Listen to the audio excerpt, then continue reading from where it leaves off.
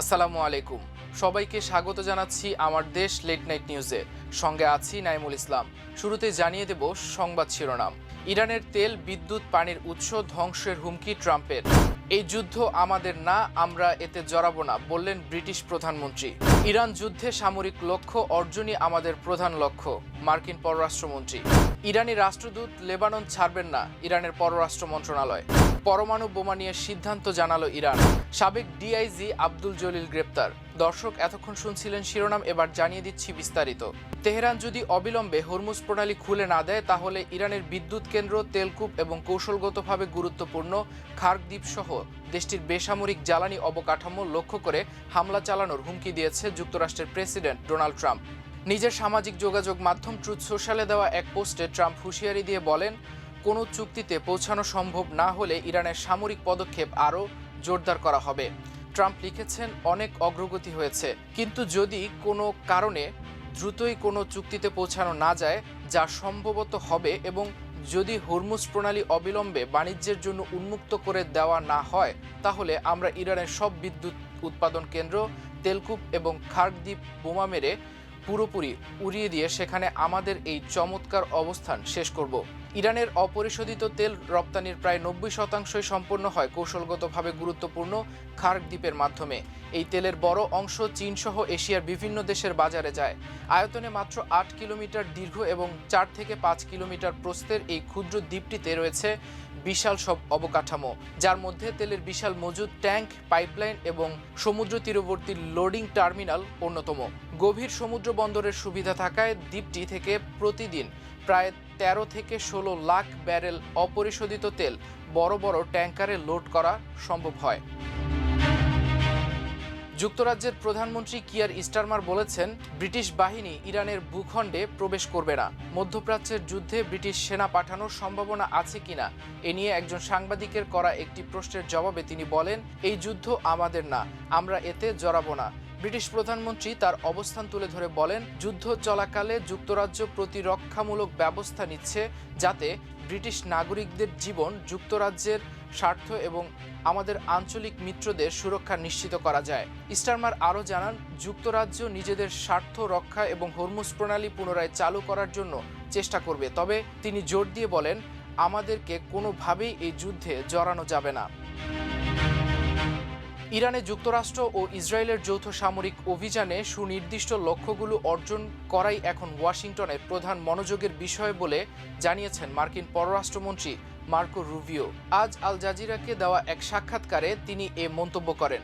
Rubio বলেন, আমরা এই লক্ষ্যগুলো অর্জনের পথেই ধাপে ধাপে এগিয়ে যাব।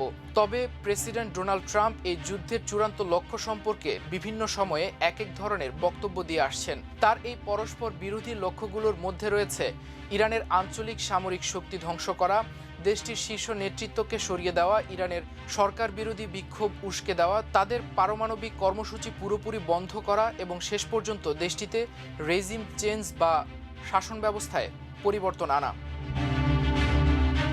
ইরানের পররাষ্ট্র মন্ত্রণালয়ের মুখপাত্র ইসমাইল বাঘাই বলেছেন, বৈরুতে নিযুক্ত ইরানের রাষ্ট্রদূত মোহাম্মদ রেজা শেইবানি রৌফ লেবানন ছাড়ছেন না এবং সেখানেই তিনি তার দায়িত্ব পালন করে যাবেন।